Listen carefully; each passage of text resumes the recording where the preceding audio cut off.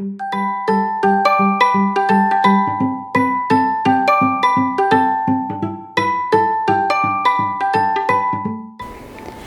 up guys, it's Kelly Shalal, registered dietitian and personal trainer behind your favorite healthy living blog, Hungry Hobby, and today I'm here filming a video to show you how to make my vegan baby muffin recipe. This is a recipe that I used to make for my son when he was under a year old, pretty much all the time.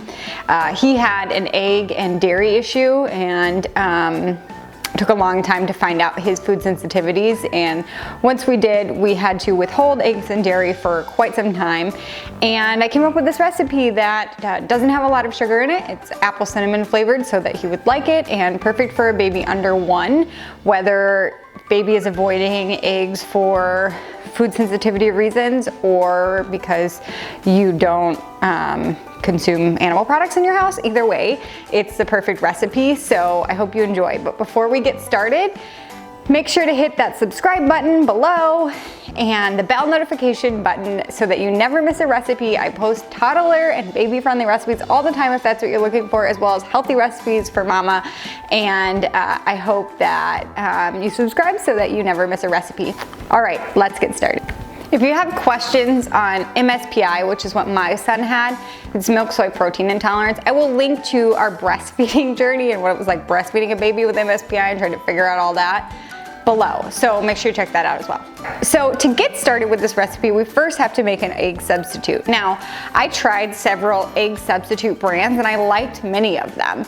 The problem with egg substitutes versus making what I'm about to show you, which is a flax egg, is for a baby under 1, there's just a ton of sodium in that. Just a ton. So a flax egg, in my mind, was a healthier option than the egg replacer. So that's why I chose to do flax eggs. So with flax eggs, the other tip I have is that I usually grind my own flax to make flax eggs, but I didn't in this case because I found that when I was grinding my own flax, at least using my coffee grinder, which is what I usually use, I wasn't getting a fine enough ground. I was finding full seeds in the muffins, which made me a little nervous since he was just learning to eat and he would gag sometimes, and my mommy brain would spiral. So I chose to use pre-ground flax when I made these when he was, between 6 months and a year. So you do you, but that's what I did. So you take a couple tablespoons of flax, so 1 tablespoon plus of flax plus 2 tablespoons of water equals 1 egg. So in this recipe, you're gonna use a couple tablespoons of flax and 1/4 cup of water, and you have to let that soak for about 10 to 15 minutes. And when it soaks, it will gel up and have the consistency of an egg, and then you can use it as an egg replacer. While your flax egg is cooking up, gelling, you can go ahead and get your dry ingredients together. For this recipe, I chose to make a muffin out of half almond flour, half whole wheat pastry flour. Now, 2 reasons I did that. 1, they say, the recent research shows that the earlier you introduce allergens, the less likely a child is to develop allergens later on. However, there is a caveat with that. If your child has extreme eczema or strong family history of food allergies, talk to your pediatrician first, because if you dive deep into the research, that doesn't necessarily stand true. But if you don't have any family history and the child has mild or no eczema, then it seems that early introduction may reduce the risk of food allergies. So I really wanted to support that, especially since we already had some food sensitivities going on. And keep in mind, food sensitivities and food allergies are very different. That's why I said I'd link that post on milk soy protein intolerance below to kind of share a little bit more about allergies versus intolerances, because my son did not have a food allergy in any stretch of the imagination. He had a sensitivity/intolerance. So keep that in mind. The other thing is almond flour is filling compared to a muffin just made with regular flour. So I chose to do half and half, and it worked out great. So I did almond flour, whole wheat pastry flour, cinnamon for flavor, and then a little bit of baking powder. Now I experimented with this recipe a lot to give just enough baking powder for it to rise, but not enough to cause there to be a ton of sodium in this recipe. Baking soda and baking powder have a lot of sodium in them, which is one of the reasons why those egg replacers tend to have a lot of sodium in them. So, you know, this muffin is a little bit more dense than your standard muffin. It's got the almond flour in it, the flax, and very little baking powder in it, okay? But it still works for babies. I mean, he ate it all the time. He loves it. He still eats it. So I just want you to expect the right product, but know that the muffin is still delicious. So those are your dry ingredients, and you're gonna go ahead and mix those up. And by the time that you're done mixing those up and putting all that stuff away, your flax egg should be ready. And once your flax egg is ready, you can just add the rest of the wet ingredients directly to the bowl. So you can add your flax egg, your almond milk, and your applesauce directly to the bowl and mix it up. And then you'll have your batter. Now I use these silicone muffin liners. I just love them for easy cleanup. I've talked about them a lot. I use them for everything all the time. I will link to them below, but you don't have to. You can use regular muffin liners or no muffin liners and just spray the muffin tin. That's totally fine. But like I said, I just really love silicone baking products. They make life so much easier and clean up so much easier, and I hate dishes. And these are not a big pain to clean either, so. Not sponsored or anything, I just like silicone baking products. So, that being said, you can spoon your batter into your muffin tin and go ahead and bake them.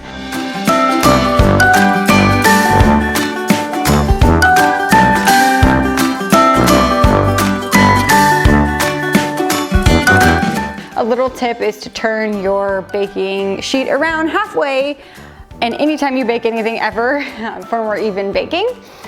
But you know, they're done when you insert a toothpick and it comes out clean, just like any other baked recipe. And then once they're totally cooled, you can store them in any kind of container, but I would store them in the fridge because of the almond flour.